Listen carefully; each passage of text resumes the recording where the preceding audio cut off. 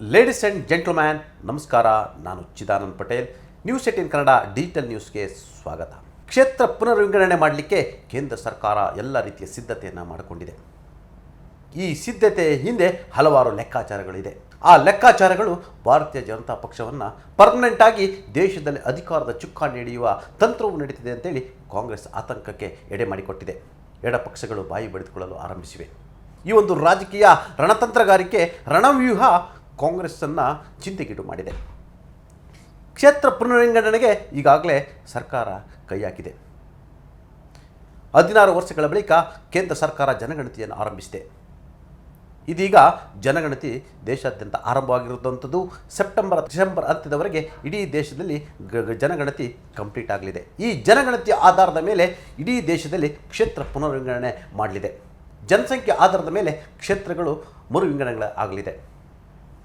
ದೇಶದಲ್ಲಿ ಸುಮಾರು 800ಕ್ಕೂ ಹೆಚ್ಚು ಲೋಕಸಭಾ ಕ್ಷೇತ್ರಗಳು ಸೃಷ್ಟಿಯಾಗಲಿವೆ ಎಂಬ ಮಾತು ಕೂಡ ಕೇಳಿ ಬರ್ತಿರ್ತಕ್ಕಂಥದ್ದು. ಅದರಲ್ಲೂ ಕೂಡ ಕರ್ನಾಟಕದಲ್ಲಿ 28 ಲೋಕಸಭಾ ಕ್ಷೇತ್ರಗಳಿಗೆ ಬದಲಾಗಿ ಸುಮಾರು 40 ಲೋಕಸಭಾ ಕ್ಷೇತ್ರಗಳು ಆಗುವ ಸಾಧ್ಯತೆ ಎಂಬ ಮಾತು ಕೂಡ ಕೇಳಿ ಬಂದಿರತಕ್ಕಂಥದ್ದು. ಇದಕ್ಕೂ ಬಹುಮುಖ್ಯ ವಿಚಾರ ಅಂತ ಹೇಳಿದರೆ ಕರ್ನಾಟಕದಲ್ಲಿ 224 ವಿಧಾನಸಭಾ ಕ್ಷೇತ್ರಗಳು ಇರುವಂಥದ್ದು. ಆದರೆ ಕ್ಷೇತ್ರ ಪುನರ್ವಿಂಗಡಣೆ ಆದರೆ ಸುಮಾರು 290 ಅಥವಾ 300 ದಾಟುವ ಸಾಧ್ಯತೆಯನ್ನು ಕೂಡ ತಳ್ಳಿ ಹಾಕುವಂತಿಲ್ಲ. ಕ್ಷೇತ್ರ ಪುನರ್ವಿಂಗಡಣೆ ಹಿಂದೆ ಬಿಜೆಪಿ ಅನೇಕ ಲೆಕ್ಕಾಚಾರಗಳು ಇರುವಂಥದ್ದು. ಹಾಗಾಗಿ ಕ್ಷೇತ್ರ ಪುನರ್ವಿಂಗಡಣೆ ಸಂದರ್ಭದಲ್ಲಿ ಯಾರೆಲ್ಲ ಕ್ಷೇತ್ರವನ್ನು ಕಳೆದುಕೊಳ್ಳುತ್ತಾರೆ ಎಂಬುದರ ಬಗ್ಗೆ ಸವಿವರವಾಗಿ ನಾನು ನಿಮ್ಮ ಮುಂದೆ ಪ್ರತಿ ಸರಣಿಯಾಗಿ ನಿಮ್ಮ ಮುಂದಿಡುತ್ತಿದ್ದೇನೆ. ಮುಖ್ಯಮಂತ್ರಿ ಸಿದ್ದರಾಮಯ್ಯ, ಉಪಮುಖ್ಯಮಂತ್ರಿ ಡಿ.ಕೆ. ಶಿವಕುಮಾರ್ ಸೇರಿದಂತೆ ಅನೇಕ ಘಟಾನುಘಟಿಗಳು ತಾವು ಸ್ಪರ್ಧೆ ಮಾಡ್ತಿರ್ತಕ್ಕಂಥ ಕ್ಷೇತ್ರಗಳನ್ನೇ ಕಳೆದುಕೊಳ್ಳುವ ಸಾಧ್ಯತೆಯೂ ಕೂಡ ಹೆಚ್ಚಿದೆ ಎಂಬ ಮಾತು ಕೂಡ ಕೇಳಿ ಬಂದಿದೆ. ಕರ್ನಾಟಕದಲ್ಲಿ ಸುಮಾರು 3 ರಿಂದ 5 ಬಾರಿ ಗೆದ್ದಿರ್ತಕ್ಕಂಥ, 5 ರಿಂದ 7 ಬಾರಿ ಗೆದ್ದಿರ್ತಕ್ಕಂಥ ಸುಮಾರು 60 ರಿಂದ 80 ಜನ ರಾಜಕಾರಣಿಗಳು ತಮ್ಮ ಕ್ಷೇತ್ರವನ್ನೇ ಕಳೆದುಕೊಳ್ಳಲಿದ್ದಾರೆ. ತಮ್ಮ ಕ್ಷೇತ್ರವನ್ನು ಕಳೆದುಕೊಂಡು ಬೇರೆ ಕ್ಷೇತ್ರದ ಮುಖ ಮಾಡುವಂಥ ಸ್ಥಿತಿ ನಿರ್ಮಾಣ ಆಗಿದೆ.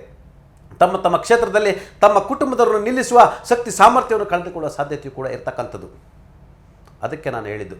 ಅದರಲ್ಲೂ ಕೂಡ ಕಾಂಗ್ರೆಸ್ನ ಅನೇಕ ಪಳೆಯುಳಿಕೆ ಅಂತ ಇರುವಂಥ ಅನೇಕ ರಾಜಕಾರಣಿಗಳು ಕ್ಷೇತ್ರವನ್ನು ಕಳೆದುಕೊಳ್ತಿದ್ದಾರೆ. ಕೇಂದ್ರ ಸರ್ಕಾರ ಒಟ್ಟಾರೆ ದೇಶದಲ್ಲಿ ಸುಮಾರು 843 ಕ್ಷೇತ್ರಗಳನ್ನಾಗಿ ಮಾಡಲಿಕ್ಕೆ ಎಲ್ಲ ರೀತಿಯ ತಯಾರಿ ನಡೆದಿದೆ ಎಂಬ ಮಾತು ಕೂಡ ಕೇಳಿ ಬಂದಿರತಕ್ಕಂಥದ್ದು. ಸಂಸತ್ನಲ್ಲಿ ಕ್ಷೇತ್ರ ಪುನರ್ವಿಂಗಡಣೆಗೆ ಸಂಬಂಧಪಟ್ಟಾಗೆ ಮಸೂದೆಯನ್ನು ಹಸ್ತು ಮಾಡಲಿಕ್ಕೆ ಎಲ್ಲ ರೀತಿಯ ಸಿದ್ಧತೆಯನ್ನು ಮಾಡಿಕೊಂಡಿರ್ತಕ್ಕಂಥದ್ದು. ಹಾಗಾಗಿ ಕಾಂಗ್ರೆಸ್ನ ಜೈರಾಮ್ ರಮೇಶ್ ಅವರು ಆತಂಕ ವ್ಯಕ್ತಪಡಿಸಿರ್ತಕ್ಕಂಥದ್ದು. ಆ ಮುಖಾಂತರ ಉತ್ತರ ಭಾರತದಲ್ಲಿ ಅತಿ ಹೆಚ್ಚು ಕ್ಷೇತ್ರ ಮರುವಿಂಗಡಣೆ ಮಾಡುವ ಮುಖಾಂತರ ಕೇವಲ ಉತ್ತರ ಪ್ರದೇಶ ಒಂದರಲ್ಲೇ 80 ಕ್ಷೇತ್ರದಿಂದ ಸುಮಾರು 120ಕ್ಕೂ ಹೆಚ್ಚು ಕ್ಷೇತ್ರಗಳನ್ನು ಮಾಡುವ ಮುಖಾಂತರ ಮಧ್ಯಪ್ರದೇಶ, ರಾಜಸ್ಥಾನ್, ಬಿಹಾರ್, ಗುಜರಾತ್ ಮುಂತಾದ ಕಡೆ ಹೆಚ್ಚು ಕ್ಷೇತ್ರಗಳನ್ನು ಮಾಡಿಕೊಳ್ಳುವ ಮುಖಾಂತರ ಎಲ್ಲೊಂದು ಕಡೆ ಮತ್ತೆ ಪದೇ ಅಧಿಕಾರವನ್ನು ಹಿಡಿಯಲಿಕ್ಕೆ ಈ ಕ್ಷೇತ್ರ ಪುನರ್ವಿಂಗಡಣೆ ಅಸ್ತ್ರವನ್ನು ಬಳಸಿಕೊಳ್ತಿದೆ ಎಂಬ ಆತಂಕವನ್ನು ವ್ಯಕ್ತಪಡಿಸಿದ್ದಾರೆ. ಈ ಆತಂಕ ಯಾವ ಮಟ್ಟಕ್ಕೆ ಹೋಗಿದೆ ಅಂತ ಹೇಳಿದ್ರೆ ರಾಹುಲ್ ಗಾಂಧಿ ಅವರನ್ನ ನಿದ್ದೆಗೆಡಿಸಿದೆ. ನಿಮಗೆ ಗೊತ್ತಿರಲಿ ಗೆಳೆಯರೆ, 2029ರಲ್ಲಿ ಒಂದು ವೇಳೆ ಎಲ್ಲವೂ ಅಂದುಕೊಂಡಂತೆ ಆದರೆ 33% ಮಹಿಳಾ ಮೀಸಲಾತಿ, ಒಂದು ದೇಶ ಒಂದು ಚುನಾವಣೆ ಜೊತೆಗೆ ಕ್ಷೇತ್ರ ಪುನರ್ವಿಂಗಡಣೆ ಇಟ್ಟುಕೊಂಡು ಕೇಂದ್ರ ಸರ್ಕಾರ, ಬಿಜೆಪಿ ಸರ್ಕಾರ ಮತ್ತೆ ಚುನಾವಣೆ ಅಖಾಡಕ್ಕೆ ಇಳಿಯಲಿದೆ. ಒಂದು ವೇಳೆ ಒಂದು ದೇಶ ಒಂದು ಚುನಾವಣೆ ನಡೆದೇ ಹೋದರೆ ಕಾಂಗ್ರೆಸ್ನ ಮುಂದಿನ ಗತಿಯೇನೆಂಬ ಚರ್ಚೆ ಕೂಡ ಆರಂಭವಾಗಿರುವಂಥದ್ದು.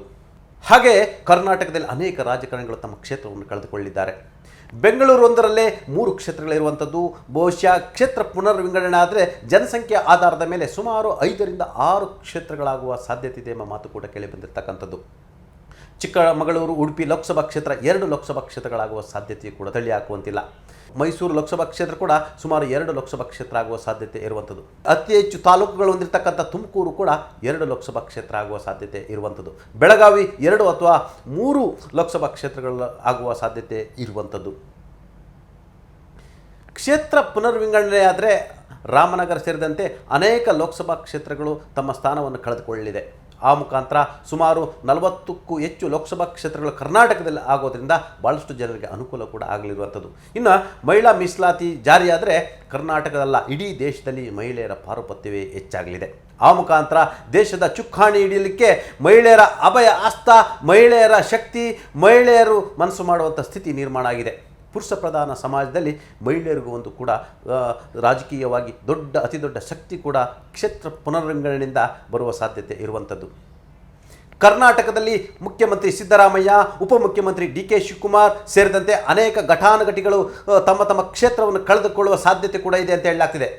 ಕ್ಷೇತ್ರವನ್ನು ಕಳೆದುಕೊಳ್ಳುತ್ತಾರೆ ಅಂತ ಹೇಳಿದ್ರೆ ಅರ್ಥಾತ್ ಅಲ್ಲಿ ಮೀಸಲಾತಿ ಜಾರಿಯಾಗುವ ಸಾಧ್ಯತೆ ಇರುವಂಥದ್ದು ಅಥವಾ ಅದು ಕೆಟಗರಿ ಬದಲಾಗುವ ಸಾಧ್ಯತೆ ಕೂಡ ಇರುವಂಥದ್ದು.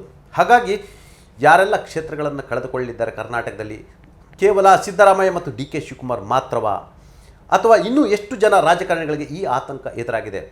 ಯಾರೆಲ್ಲ ರಾಜಕಾರಣಿಗಳ ಮಕ್ಕಳು ಮೊಮ್ಮಕ್ಕಳು ಮತ್ತೆ ಚುನಾವಣಾ ರಾಜಕೀಯಕ್ಕೆ ಎಂಟ್ರಿ ಆಗ್ತಾರೆ? ಈ ಕ್ಷೇತ್ರ ಪುನರ್ವಿಂಗಡಣೆಯಿಂದ ಆಗತಕ್ಕಂಥ ಕ್ರಾಂತಿ ಏನು? ಬಿ ಜೆ ಪಿಗೆ ಲಾಭ ಏನು? ಕಾಂಗ್ರೆಸ್ಸಿಗೆ ನಷ್ಟವೇನು? ಎಡಪಕ್ಷಗಳ ಕಥೆ ಏನು? ಪ್ರಾದೇಶಿಕ ಪಕ್ಷಗಳ ಅಸ್ತಿತ್ವದ ಮಾತೇನು? ಎಲ್ಲದರ ಬಗ್ಗೆ ಕೂಡ ಮುಂದಿನ ದಿನಗಳಲ್ಲಿ ಮತ್ತಷ್ಟು ವಿವರವನ್ನು ನಾನು ನಿಮ್ಮ ಮುಂದೆ ಇಡ್ತೀನಿ. ಅದಕ್ಕೂ ಮುಂಚಿತವಾಗಿ ಕ್ಷೇತ್ರ ಪುನರ್ವಿಂಗಡಣೆಯಿಂದ ಬಿ ಜೆ ಪಿಗೆ ಒಂದಷ್ಟು ಲಾಭದ ಬಗ್ಗೆ ಸದ್ಯಕ್ಕೆ ಒಂದಷ್ಟು ಡೀಟೇಲ್ಸನ್ನು ನಿಮ್ಮ ಮುಂದೆ ಹೇಳ್ತೀನಿ. ಪ್ರತಿ ಬಾರಿಯೂ ಕೂಡ ಭಾರತೀಯ ಜನತಾ ಪಕ್ಷಕ್ಕೆ ಚುನಾವಣಾ ಸಂದರ್ಭದಲ್ಲಿ ಎದುರಾಗುವಂಥದ್ದು ಎಲ್ಲ ಒಂದು ಕಡೆ ದಕ್ಷಿಣದ ರಾಜ್ಯಗಳಿಂದ ಎಲ್ಲ ಒಂದು ಕಡೆ ಬಿ ಜೆ ಪಿಗೆ ಹೆಚ್ಚಿನ ಸೀಟುಗಳು ಬರಲ್ಲ. ಹಾಗಾಗಿ ಅನಿವಾರ್ಯವಾಗಿ ದಕ್ಷಿಣ ರಾಜ್ಯಗಳ ಮೇಲೆ ಬಿ ಜೆ ಪಿ ತನ್ನನ್ನು ತಾನು ತೊಡಗಿಸಿಕೊಳ್ಳುವಂಥ ಸ್ಥಿತಿ ನಿರ್ಮಾಣ ಆಗಿರುವಂಥದ್ದು. ತಮಗೆ ಗೊತ್ತಿರಲಿ, ಆಂಧ್ರದ ತೆಲುಗು ದೇಶಂ ಪಕ್ಷ ಈಗ ಎನ್ ಡಿ ಎ ಭಾಗವಾಗಿರ್ತಕ್ಕಂಥದ್ದು. ಬಹುತೇಕ ದಕ್ಷಿಣದ ರಾಜ್ಯಗಳಲ್ಲಿ ಪ್ರಾದೇಶಿಕ ಪಕ್ಷಗಳದೇ ಬಹುತೇಕ ಪಾರುಪತ್ಯ ಇರುವಂಥದ್ದು. ಅದು ಆಂಧ್ರ ಪ್ರದೇಶ ಇರುವುದು, ತಮಿಳುನಾಡು ಇರುವಂಥದ್ದು, ಕರ್ನಾಟಕದಲ್ಲೂ ಕೂಡ ಒಂದಷ್ಟು ಪ್ರಾದೇಶಿಕ ಪಕ್ಷ ಆಗಿರ್ತಕ್ಕಂಥ JDS ತನ್ನದೇ ಆದ ಅಸ್ತಿತ್ವವನ್ನು ಹೊಂದಿರತಕ್ಕಂಥದ್ದು. ಹಾಗಾಗಿ ಈ ಒಂದು ಪ್ರಾದೇಶಿಕ ಪಕ್ಷಗಳ ಅಸ್ತಿತ್ವ ಭಾರತೀಯ ಜನತಾ ಪಕ್ಷದ ನಿದ್ದೆಗೆಡಿಸಿರ್ತಕ್ಕಂಥದ್ದು. ಯಾವತ್ತೂ ಕೂಡ ಭಾರತೀಯ ಜನತಾ ಪಕ್ಷಕ್ಕೆ ಸ್ಟ್ರೈಟ್ ಫೈಟ್ ಅದು ಕಾಂಗ್ರೆಸ್ ಇದ್ದರೆ ಅದು ಚುನಾವಣೆ ಮಾಡಲಿಕ್ಕೆ ಭಾಳಷ್ಟು ಸುಲಭ ಎಂಬ ಮಾತು ಕೂಡ ಕೇಳಿ ಬಂದಿರತಕ್ಕಂಥದ್ದು. ಪ್ರಾದೇಶಿಕ ಪಕ್ಷಗಳು ಭಾರತೀಯ ಜನತಾ ಪಕ್ಷದ ಮತ ಬ್ಯಾಂಕನ್ನು ಕೀಳೋದ್ರಿಂದ ಎಲ್ಲೊಂದು ಕಡೆ ಭಾರತೀಯ ಜನತಾ ಪಕ್ಷ ಕಾಂಗ್ರೆಸ್ಗಿಂತಲೂ ಕೂಡ ಪ್ರಾದೇಶಿಕ ಪಕ್ಷಗಳ ಜೊತೆ ಹೋರಾಟ ಮಾಡುವಂಥ ಸ್ಥಿತಿ ನಿರ್ಮಾಣ ಆಗಿರುವಂಥದ್ದು ನಮ್ಮ ಕಣ್ಣು ಮುಂದೆ ಈಗ ತಮಿಳುನಾಡು ಇರ್ತಕ್ಕಂಥದ್ದು. ತಮಿಳುನಾಡಿನಲ್ಲಿ ಭಾರತೀಯ ಜನತಾ ಪಕ್ಷಕ್ಕೆ ಒಂದು ಕಡೆ ಈಗ ಸಿನಿಮಾ ನಟ ವಿಜಯ್ರವರ ಪಕ್ಷ, ಮತ್ತೊಂದು ಕಡೆ AIDMK, ಮತ್ತೊಂದು ಕಡೆ DMK. ಈ ಪ್ರಾದೇಶಿಕ ಪಕ್ಷಗಳಿಂದ ಭಾರತೀಯ ಜನತಾ ಪಕ್ಷ ಹೈರಾಣಾಗಿದೆ. ತಮಿಳುನಾಡಿನಲ್ಲಿ ಕಾಂಗ್ರೆಸ್ ಪಕ್ಷ ಭಾರತೀಯ ಜನತಾ ಪಕ್ಷಕ್ಕೆ ಯಾವುದೇ ರೀತಿಯ ಲೆಕ್ಕವೂ ಇಲ್ಲ, ಪುಕ್ಕವೂ ಇಲ್ಲ. ಕಾಂಗ್ರೆಸ್ಗೂ ಕೂಡ ಪ್ರಾದೇಶಿಕ ಪಕ್ಷಗಳದ್ದು ಒಂದು ರೀತಿಯ ಥ್ರೆಟ್ ಅಂತಲೇ ಹೇಳಲಾಗ್ತಿದೆ. ಇನ್ನು ಕರ್ನಾಟಕದಲ್ಲಿ ಬಂದರೆ ಪ್ರಾದೇಶಿಕ ಪಕ್ಷ ಆಗಿರ್ತಕ್ಕಂಥ JDS ಜೊತೆ ಭಾರತೀಯ ಜನತಾ ಪಕ್ಷ ಹೊಂದಾಣಿಕೆಯನ್ನು ಮಾಡಿಕೊಂಡಿರ್ತಕ್ಕಂಥದ್ದು. ಇನ್ನು ಆಂಧ್ರ ಪ್ರದೇಶಕ್ಕೆ ಹೋದರೆ ತೆಲುಗು ದೇಶಂ ಜೊತೆ ಹೊಂದಾಣಿಕೆಯನ್ನು ಮಾಡಿಕೊಂಡಿರ್ತಕ್ಕಂಥದ್ದು. ಇನ್ನು ಕೇರಳದಲ್ಲೂ ಕೂಡ ಮುಸ್ಲಿಂ ಲೀಗ್ ಇರ್ತಕ್ಕಂಥದ್ದು, ಎಡಪಕ್ಷಗಳ ಜೊತೆ ಮುಸ್ಲಿಂ ಲೀಗ್ ಮೈತ್ರಿಯನ್ನು ಮಾಡಿಕೊಂಡಿರ್ತಕ್ಕಂಥದ್ದು ಮತ್ತು ಅಲ್ಲಿ ಆ ಮುಸ್ಲಿಂ ಲೀಗ್ ಭಾಳಷ್ಟು ಸ್ಟ್ರಾಂಗ್ ಆಗಿರ್ತಕ್ಕಂಥದ್ದು ಭಾರತೀಯ ಜನತಾ ಪಕ್ಷದ ನಿದ್ದೆಯನ್ನು ಗಳಿಸಿರ್ತಕ್ಕಂಥದ್ದು. ಹಾಗಾಗಿ ಈ ಕ್ಷೇತ್ರ ಪುನರ್ವಿಂಗಡಣೆಯ ಮುಂದಿನ ದಿನಗಳಲ್ಲಿ ಏನೆಲ್ಲ ಅನಾಹುತವನ್ನು ಮಾಡುತ್ತೆ, ಏನೆಲ್ಲ ರಾಜಕೀಯ ಕ್ರಾಂತಿಯನ್ನು ಮಾಡುತ್ತೆ ಮತ್ತು ಯಾರೆಲ್ಲ ಕ್ಷೇತ್ರವನ್ನು ಕಳೆದುಕೊಳ್ತಾರೆ, ಆ ಕ್ಷೇತ್ರವನ್ನು ಕಳೆದುಕೊಳ್ಳಲಿಕ್ಕೆ ಕಾರಣವೇನು, ಸಿದ್ದರಾಮಯ್ಯ ಯಾಕೆ ವರ್ಣ ಕ್ಷೇತ್ರವನ್ನು ಕಳೆದುಕೊಳ್ತಾರೆ, ಡಿ ಕೆ ಶಿವಕುಮಾರ್ಗೆ ಯಾಕೆ ತಮ್ಮ ಕನಕಪುರ ಕ್ಷೇತ್ರ ಕೈ ಬಿಟ್ಟು ಹೋಗುತ್ತೆ, ಎಲ್ಲದರ ಬಗ್ಗೆ ಕೂಡ ಮುಂದಿನ ದಿನಗಳಲ್ಲಿ ಅಂಕಿಅಂಶ ಸಮೇತ ವಿವರಿಸ್ತೇನೆ, ಕಾದು ನೋಡಿ. ನಿರ್ಭೀತ, ನಿಷ್ಪಕ್ಷಪಾತ, ವಿಶ್ವಾಸಾರ್ಹ ಸುದ್ದಿಗಳಿಗೆ ಮತ್ತೊಂದು ಹೆಸರಾಗಿರುವಂತ News18 ಕನ್ನಡ ಈಗ ಆಪ್ನಲ್ಲೂ ಲಭ್ಯವಿದೆ. ದಯವಿಟ್ಟು ಇಲ್ಲಿರುವಂತ QR ಕೋಡ್ ಸ್ಕ್ಯಾನ್ ಮಾಡಿಕೊಂಡು ಆಪ್ ಡೌನ್ಲೋಡ್ ಮಾಡೋದಕ್ಕೆ ಮರಿಬೇಡಿ. ನಿಮ್ಮ ಬೆಂಬಲ ಹೀಗೆ ಸದಾ ನಮ್ಮೊಂದಿಗಿರಲಿ. ಧನ್ಯವಾದ.